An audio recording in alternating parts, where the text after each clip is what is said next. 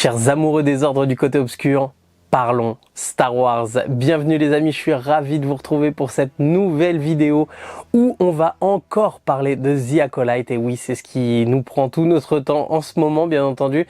Mais cette série fait beaucoup parler, divise, donc on va échanger à ce sujet. Et je vais vous donner mon avis sur l'épisode qui vient de sortir, l'épisode 6. Donc vous savez un petit peu comment ça marche, on est en 100% spoiler. Je vais d'abord vous donner les points positifs et les points négatifs que j'ai trouvés à l'épisode. Je vous donnerai mon avis global sur cet épisode 6. Ensuite on se projettera sur les prochains épisodes et on fera un petit peu des petites théories, on essaiera de jouer à ce jeu-là. Et puis enfin je finirai par une petite note comme d'habitude. Les amis, mon avis sur l'épisode 6 de The Acolyte, c'est parti.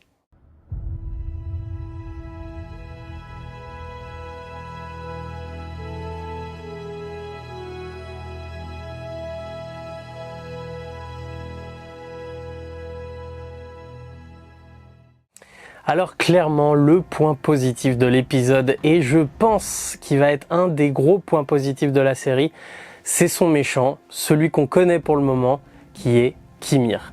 Alors Qimir, sincèrement je l'avais pas vu venir, je pensais pas que ça allait être ce personnage-là le plus intéressant, mais au final je le trouve profond. On arrive là dans les dialogues entre ce qu'on a vu dans l'épisode 5 et donc son reveal, et maintenant l'épisode 6 avec ses différentes discussions avec Osha.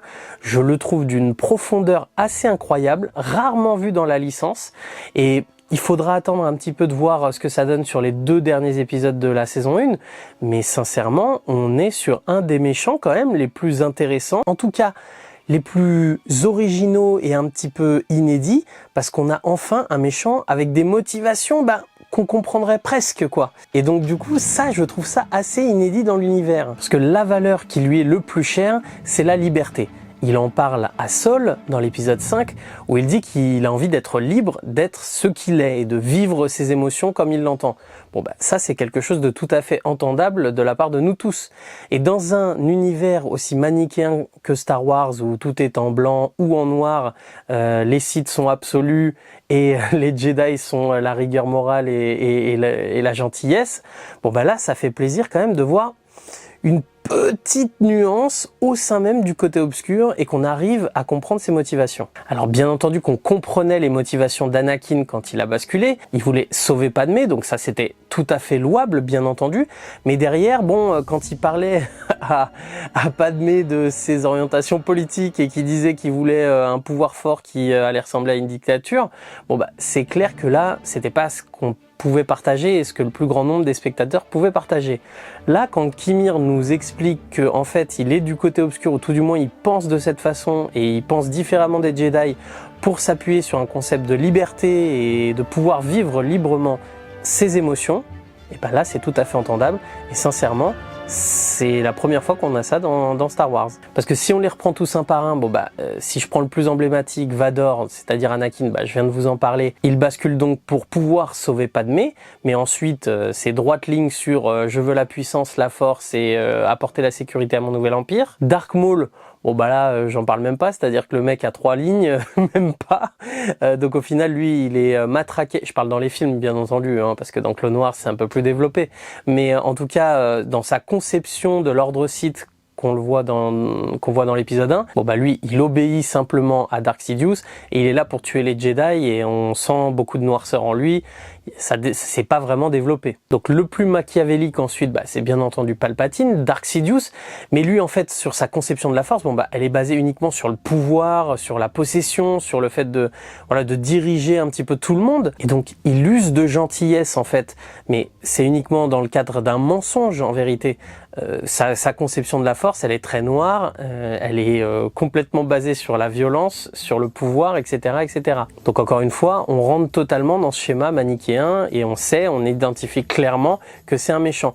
Il fait le gentil pour arriver à ses fins, mais on connaît ses motivations. Celui éventuellement où on pourrait trouver un petit peu plus de nuances, c'est Kylo Ren.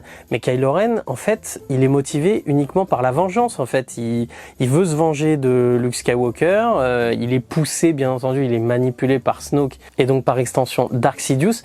Mais en vérité, effectivement, c'est un sentiment très égoïste qu'il a, où il ne pense qu'à lui, il ne pense qu'à se venger, à la vengeance, à la colère qui le consume.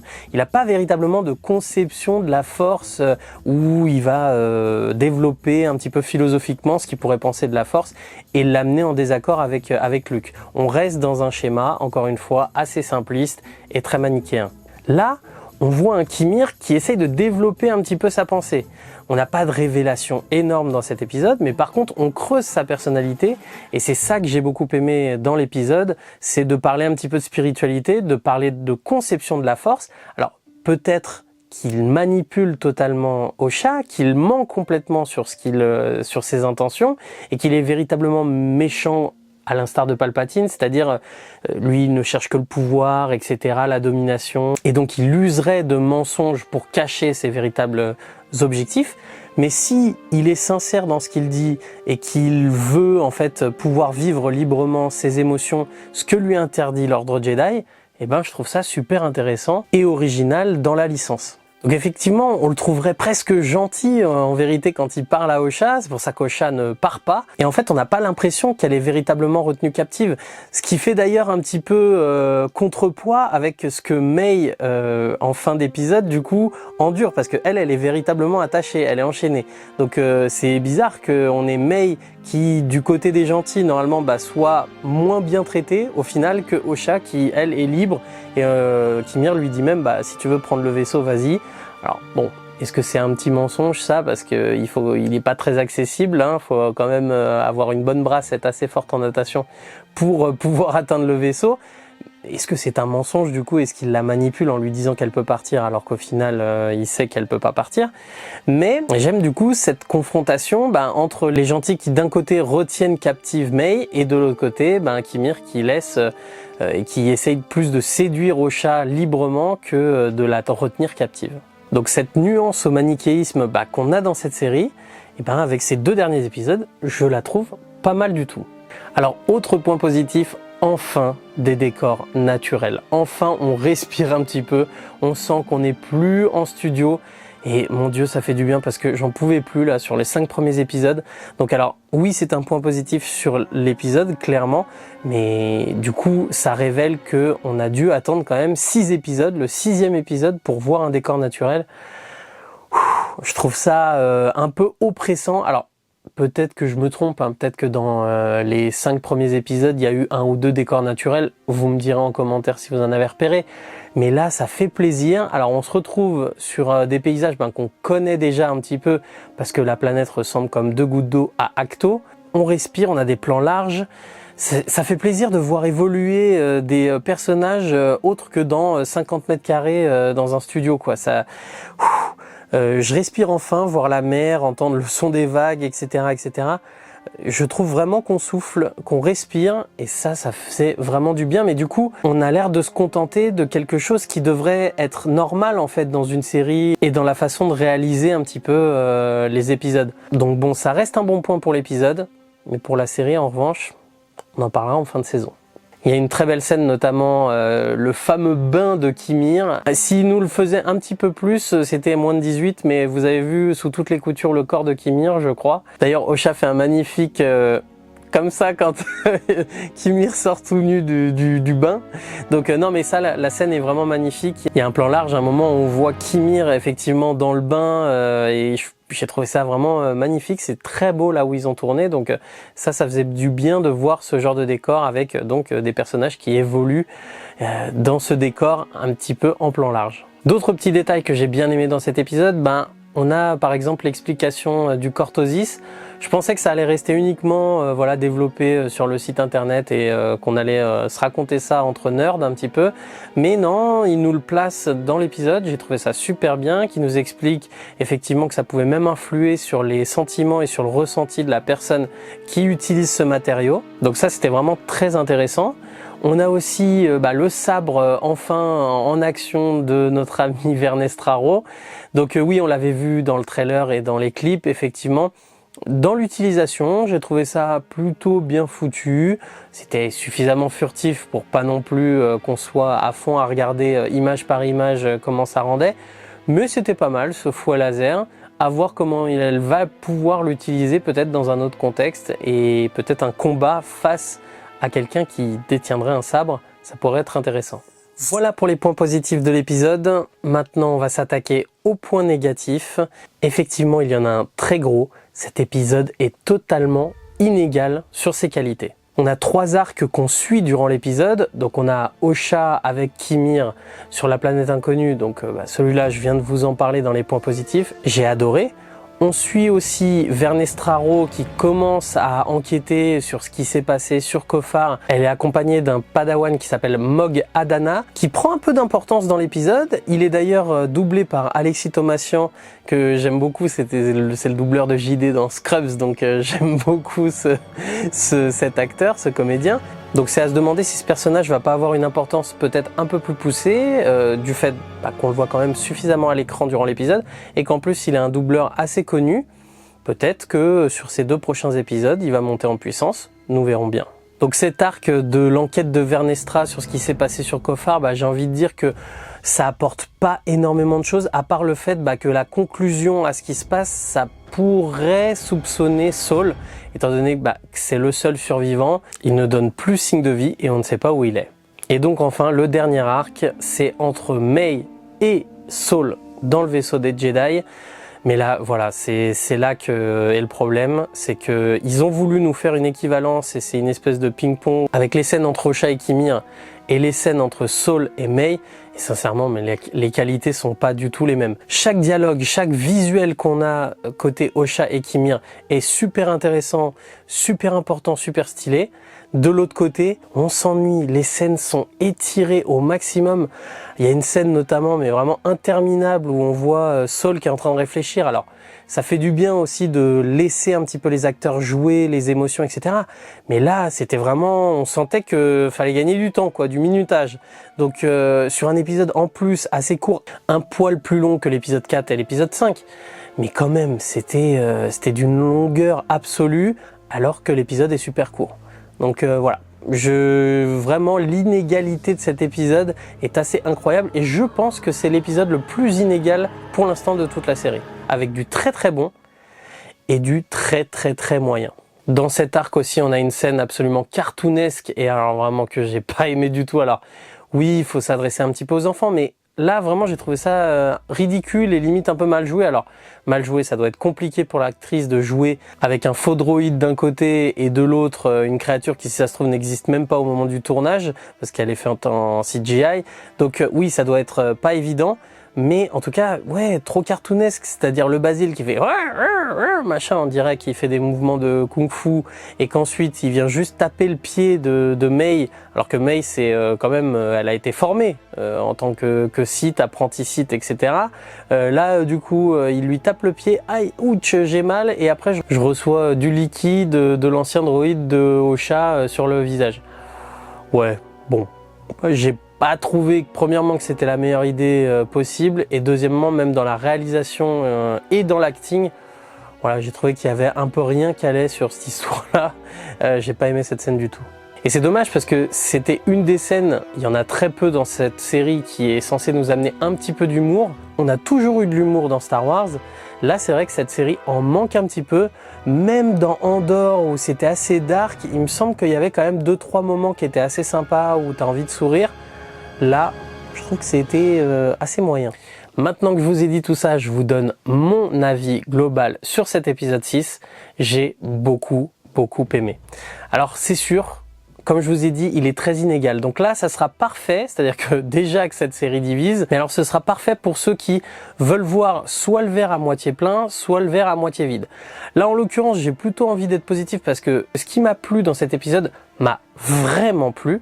Donc du coup, j'ai envie plutôt de voir le verre à moitié plein et dire que j'ai beaucoup aimé l'épisode, mais je comprendrais ceux qui déjà ont un a priori négatif sur la série ou qui n'ont pas aimé les 5 premiers épisodes, qui au final se focalisent uniquement sur les scènes interminables de Saul et May par exemple, le fait que ça avance pas tant que ça, on n'ait pas de révélation génial sur cet épisode. Donc oui, je pourrais comprendre. Mais moi en tout cas, je vais me focaliser sur ce que j'ai aimé. J'ai adoré les dialogues entre Osha et Kimir. Ça faisait longtemps que sur la conception de la force, le fait de parler de la force et donc du côté obscur, qu'on n'ait pas eu des dialogues aussi intéressants. Donc je suis assez content de ce point de vue-là. Mais effectivement, mon avis sur l'épisode est aussi contrebalancé un petit peu parce qu'il y a quand même du mauvais.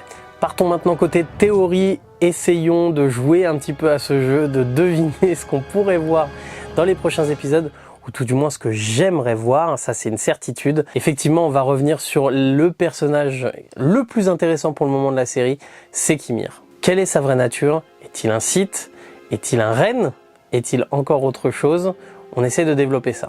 Alors dans cet épisode, il y a un échange assez intéressant entre Osha et Kimir sur justement la cicatrice de Kimir qu'on voit dans le dos. Et Kimir explique à Osha que la personne qui lui a fait ça est une personne qui l'a rejeté. Osha demande « Est-ce que c'est ton maître Jedi ?» Parce que Kimir nous explique plus tôt dans l'épisode qu'il a été un apprenti Jedi. Est-ce vrai, est-ce faux? On le découvrira plus tard. Mais en tout cas, celui-ci ne répond pas à la question d'Osha et donc on pourrait peut-être envisager qu'il s'agit d'un maître Sith. Ça corroborerait donc les déclarations de Leslie Headland avant la sortie de l'épisode 6 qui expliquait qu'il y allait avoir 2 Sith dans la série. On peut donc penser que ce soit Kimir et donc son maître. Est-ce qu'elle voulait parler d'Osha aussi par exemple qui pourrait basculer? Je pense pas. Je pense qu'on verrait quand même un deuxième Sith et donc le maître de Kimir, peut-être l'ancien maître de Kimir. On a vu dans l'épisode 5 qu'à plusieurs reprises était utilisé musicalement le thème de Kylo Ren. Tout de suite, ça nous donne une connexion à l'ordre un petit peu auquel appartenait Kylo, qui pourrait être les Chevaliers de Ren. D'ailleurs, sur l'utilisation du thème musical de Kylo Ren, Leslie Headland s'est également exprimée en disant que c'était là exprès, mais que pour le moment, bien entendu, elle ne pourrait rien nous dire, mais que nous verrons. Donc normalement, on saura pourquoi, à la fin de cette saison, avait été utilisé le thème de Kylo Ren pour illustrer certaines images avec Kimir. Donc si on remet un petit peu tout ça dans le bon ordre, je pense personnellement, en tout cas j'espère, que Kimir était un ancien apprenti Sith de Dark Plagueis, qu'au final Dark Plagueis, pour je ne sais quelle raison, et ça sera intéressant de le découvrir, a rejeté et a voulu écarter de l'ordre Sith Kimir, et que Kimir ait fondé l'ordre des Chevaliers de Ren. Et on apprendrait à la fin de la saison que le vrai nom de Kimir est Kimir Ren. Ça serait vraiment intéressant. Et donc pour ça, il faudrait nous développer justement la philosophie des Chevaliers de Ren et ce qui les différencie avec les Sith. Si vous regardez mes vidéos à vie, vous savez que j'ai ma marotte avec Plagueis parce que je veux qu'il y ait une connexion, notamment pour la création des jumelles. Pour moi, c'est le seul personnage qui pourrait rendre ça crédible étant donné les déclarations que fait Palpatine à Anakin en expliquant que Plagueis savait créer la vie. Et donc pour moi, il n'y a que ce personnage qui permettrait justement de faire une connexion là-dessus. Je vous parlais d'ailleurs dans une vidéo à vie précédente, lors de la cérémonie sur Brendok, on voyait un personnage capuchonné où effectivement on ne voyait pas son visage. On en voit du coup un deuxième, mais lui qu'on voit de dos et qu'on voit très très peu. Et ça pourrait être les deux personnes, le maître et l'apprenti, donc Plagueis et Kimir, qui seraient liés justement à la création des jumelles et qui auraient été présents pour cette fameuse cérémonie sur Brendok. Bon, ça aurait de la gueule quand même, Kimir Ren. En plus, le design du casque, il fait vraiment penser quand même aux différents casques qu'on a pu voir chez les Chevaliers de Ren. On pourrait expliquer du coup que c'est fait en cortosis, etc. etc. Donc non, il y a des choses à creuser et ça pourrait être très intéressant de développer un petit peu toute cette histoire autour de la postlogie. Autre petite idée ou théorie ou question même, on se pose la question, est-ce que Osha va-t-elle basculer? Bon, il y a quelques points quand même qui, et surtout sur cette fin d'épisode, je crois que c'est assez clair, mais effectivement, il y a quelques points qui pourraient nous faire penser ça. Le premier, c'est tout simplement que la conception de la force qui évoque Kimir à Osha a l'air quand même très séduisante. On est sur de la liberté, la possibilité de vivre vraiment ses émotions comme Osha l'entend. Et je pense que justement, le fait qu'elle ait été admise assez vieille du coup au sein de l'ordre Jedi, ça l'a handicapée justement sur ce côté détachement total de ses émotions. Elle en a vécu énormément avec sa mère, elle était très attachée à ses mères d'ailleurs, à sa sœur également. Et donc du coup là, elle retrouve un petit peu ce côté, oui, je vais utiliser mes pouvoirs et je suis attirée par la lumière, mais en même temps j'ai envie d'être attaché à quelqu'un, à pouvoir vivre mes sentiments comme je l'entends, etc., etc. D'ailleurs, il y a un moment dans l'épisode que j'ai beaucoup apprécié, c'est quand Osha reproche à Kimir d'avoir assassiné Yord.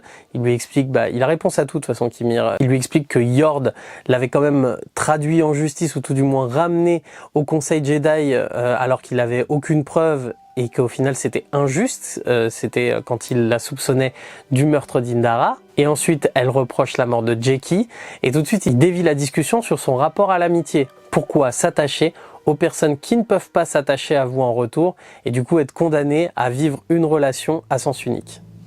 Hyper intéressant quand même. Donc clairement les explications de Kimir peuvent la séduire, et je pense l'ont séduite durant cet épisode. Alors bien entendu, il la manipule également, c'est une certitude. Il lui dit que les Jedi l'ont exclue de l'ordre. Elle prétend que c'est elle qui est partie d'elle-même. Bon, vous vous souvenez, je vous avais dit qu'au tout début de l'épisode 1, Yord nous précisait que Maître Indara voulait exclure de l'ordre, ou tout du moins arrêter la formation de Osha. Donc on aura le fin mot de cette histoire, je pense, en fin de saison. Pourquoi Osha a quitté l'ordre Jedi? Mais en abordant ce sujet-là, en fait, je pense que ce qu'Ymir voulait, c'était donner de la colère un petit peu et de la haine, faire monter tout ça en Osha, et qu'elle vive ses émotions comme elle l'entendait. Et d'ailleurs, elle s'énerve tellement qu'elle en vient à sortir le sabre laser de Kimir, cette lame rouge là, plaquer Kimir contre le mur. Et puis là, elle est à deux doigts de vouloir le tuer. Bon, au final, bien entendu, elle le fait pas. Et là, il y a quand même une scène un petit peu de tension, et c'est mon troisième point sur pourquoi elle pourrait basculer. Je sais pas ce que vous en pensez, mais il y avait quand même beaucoup de tension amoureuse, dirons-nous, entre les deux personnages. Et effectivement, sur cette scène-là, on la voit, franchement, si elle lui attrape la bouche, c'est pas si choquant que ça, quoi. Donc oui, je pense qu'il y a une attirance d'Osha pour Kimir qui est peut-être en train de se créer. Et clairement, je pense qu'il est sur l'île de la tentation, le copain, parce que on le voit sous toutes les coutures avec les muscles. Il a été à la salle juste avant qu'elle se réveille pour bien voir les muscles là, bien dessinés de Kimir. Il se baigne à poil tranquille, donc il sait très bien ce qui va se passer. Et ensuite, oui, effectivement, il sort tout nu. Je pense que le copain, il a un objectif en tête. On va pas se mentir. Et d'ailleurs, vous noterez que dans la conversation qu'ils ont sur les aspects qui pourraient mener au côté obscur et aux différentes émotions qu'il aimerait avoir la liberté de vivre, il parle de colère et de peur. Bon ça, on le savait déjà, Yoda nous l'explique, que la colère et la peur nous amènent vers le côté obscur. Mais il rajoute deux notions. Il rajoute la notion de deuil. Donc là, c'est toujours dans ce cadre peut-être de manipulation d'Osha. Il veut peut-être la ramener au décès de sa mère, etc., etc. Mais également à l'envie. Et l'envie, c'est peut-être l'envie du corps de Kimir. Et en parlant d'envie, la fin de l'épisode nous le montre, elle est attirée clairement par ce casque en cortosis, et elle va le mettre. Alors franchement, elle était un peu flippante cette scène, parce que je pensais vraiment qu'elle allait en fait retirer le casque et qu'il y aurait eu un gros screamer derrière. Au final, non. Mais on a juste cette respiration qui est là. Bon, après, par contre, la fin d'épisode comme ça, je trouve les fins d'épisode sont très brutales et très bizarres. Pas super bien faites, honnêtement. Il n'y a pas de climax de fin dans chaque épisode. C'est très bizarre avant que le générique arrive. Mais en tout cas, d'avoir le casque sur la tête, la respiration d'Osha et de la voir avec ce masque effrayant sur la tête, on se dit oui, ok. Elle est partie, elle est attirée du côté obscur et elle est partie sur cette voie-là. C'est donc tout ça qui me fait penser qu'Osha va bel et bien basculer du côté obscur. Les amis, on développera d'autres points de toute façon à mon avis dans les prochains épisodes. Il en reste 2. J'ai hâte d'avoir un final complètement fou sur cette série. Comme je le dis depuis le départ, je pense que le jugement final qu'on se fera sur cette série, il dépendra des réponses qu'on aura en fin d'épisode 8. Ils ont construit cette série sur tout un tas de mystères, et tant qu'on n'a pas la réponse à ces mystères, on ne pourra pas dire si c'était bien ou pas bien, tout simplement. Donc en attendant, je vous donne ma petite note comme d'habitude sur cet épisode. Encore une fois, comme je vous l'ai dit, il y a vraiment la possibilité de voir le verre à moitié vide ou à moitié plein sur cet épisode, et donc de ne focaliser que sur les qualités ou que sur les défauts. J'ai pas envie d'être bagel, on va rester sur les qualités et sur ce que j'ai adoré sur l'arc Osha Kimir, et donc je vais mettre un bon 4 sur 5. Je mets pas 5 sur 5 clairement parce qu'il y a vraiment des défauts sur cet épisode, et tout l'arc May, Saul, on aurait pu le sauter clairement, mais je reste sur un très bon 4 sur 5. Voilà les amis, c'était tout pour mon avis sur cet épisode 6. Je vous invite les amis à vous abonner à cette chaîne YouTube si vous aimez partager cet amour de Star Wars et pouvoir parler des différents projets qui sortent au fur et à mesure. On parle de The Acolyte maintenant, mais on parlera d'autres choses à la fin de la série. Donc n'hésitez pas en commentaire à me dire ce que vous avez pensé de cet épisode 6, me donner un petit peu vos théories sur la suite et me donner une note aussi à cet épisode. Et maintenant, il me reste plus qu'à vous dire à la semaine prochaine pour l'épisode 7. Ciao les amis. J'ai besoin que quelqu'un me dise où est ma place dans tout ça.